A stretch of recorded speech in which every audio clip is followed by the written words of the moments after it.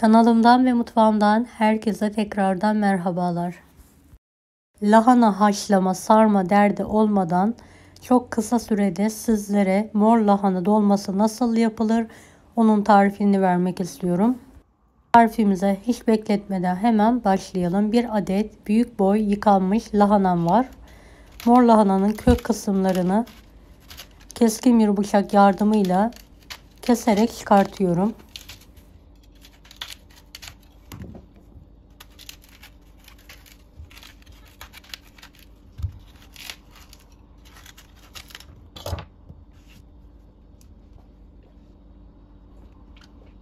Evet, lahanam artık buzluğa girmeye hazır. Yıkanmış temiz lahanayı streç filme hava almayacak şekilde sarıyorum ve buzluğa atıyorum.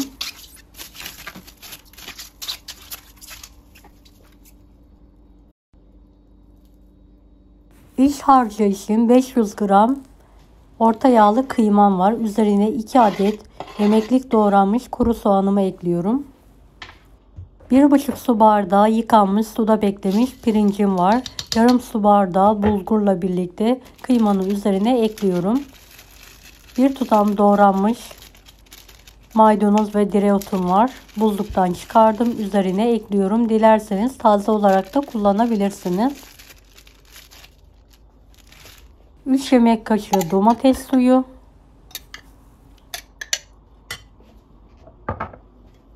Yarım yemek kaşığı biber salçası ekleyelim. 1,5 tatlı kaşığı tuz. Kırmızı pul biber. Karabiber ve kuru nane kullandım. Dilediğiniz baharatları ekleyebilirsiniz. Bolca zeytinyağı gezdirelim. Yarım su bardağı su ekleyerek tüm malzemeyi güzelce elimle karıştırıyorum.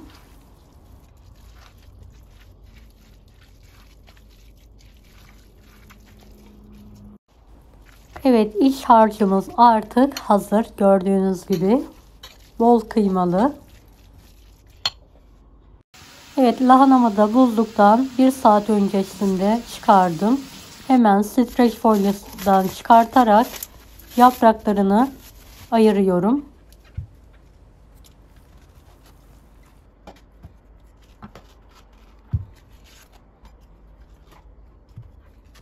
Evet, yaprakları ayırdıktan sonra biraz kenarda buzunun çözülmesi için bekliyorum. Asla buzluk kokusu olmuyor, lahana kokusu olmuyor. Hiç haşlamaya gerek kalmadan bu yöntemle dilediğiniz lahanayı da kullanabilirsiniz. Normal beyaz lahana, kara lahana veya mor lahana da bu yöntemi uygulayabilirsiniz. Evet, lahanalarımı da biraz beklettim. İyicene buzları eridi. Küçük kaselere bir adet mor lahana yaprağını yerleştiriyorum.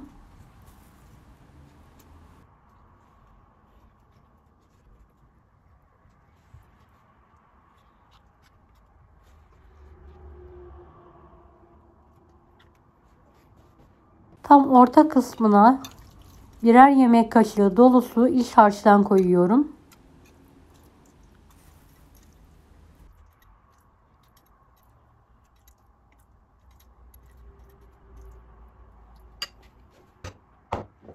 Evet, kenarlarını ortaya doğru katlayarak kapatıyorum.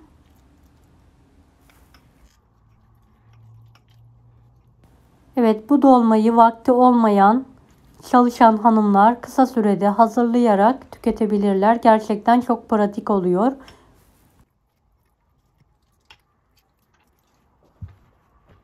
Evet, borcama ters çeviriyorum kaseleri. Gördüğünüz gibi hiç lahana sarma derdi olmadan dolmalarımıza şekil vermesi gerçekten çok kolay. Kalan lahana yapraklarını aynı yöntemle hazırlamaya devam ediyorum.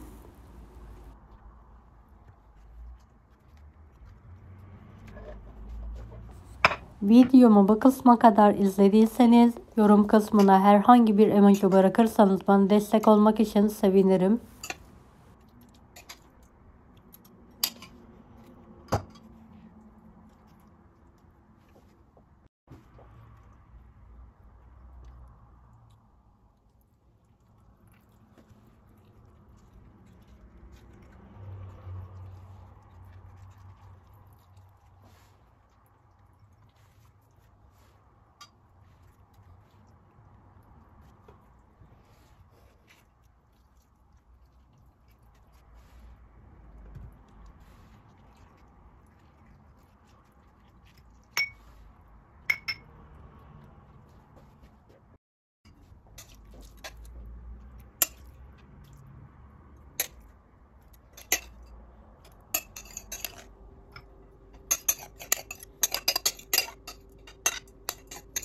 Son dolmalarımı da doldurmaya devam ediyorum.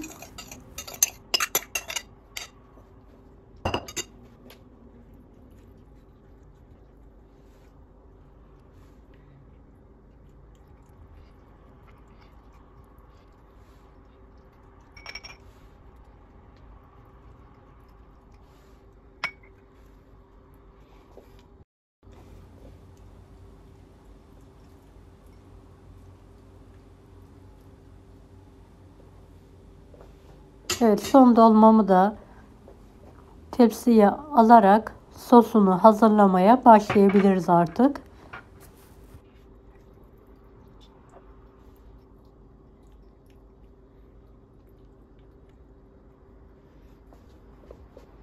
Bir yemek kaşığı biber salçası, 3 yemek kaşığı domates suyu, bolca zeytinyağı, su ve tuzu soslukta karıştırarak hazırladım ve dolmaların üzerine geçecek kadar gezdiriyorum.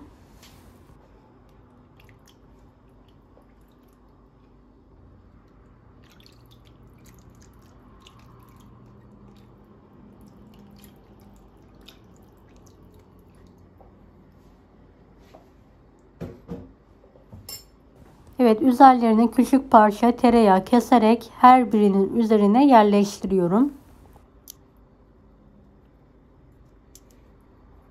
Dilerseniz dolmayı tencerede de yapabilirsiniz.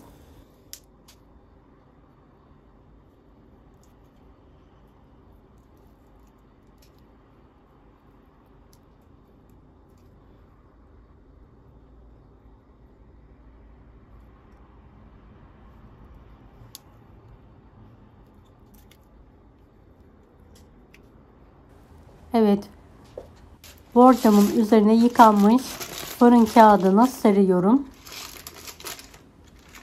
Ve hava almayacak şekilde folyo ile kapatıyorum en son.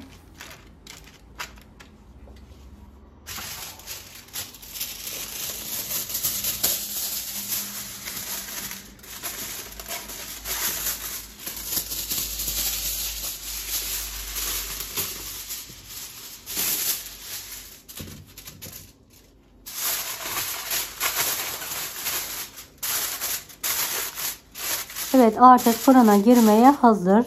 Önceden ısıttığım 170 dereceli fanlı fırında suyu bitip üzeri kızarana kadar pişirmeye bırakacağım. Evet, pişen dolmalarımı hemen fırından çıkardım. Sıcak sıcak ikramı hazırlıyorum.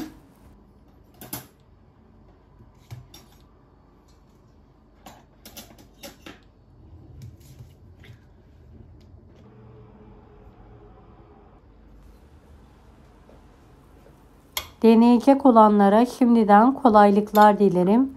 Kanalıma ücretsiz abone olmayı unutmayın. Bir dahaki videolarda görüşmek üzere. Allah'a emanet olun. Hoşça kalın.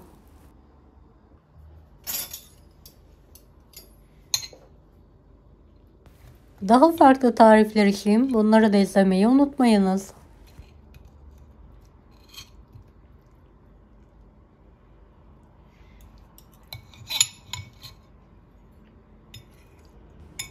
Afiyet şifa olsun herkese.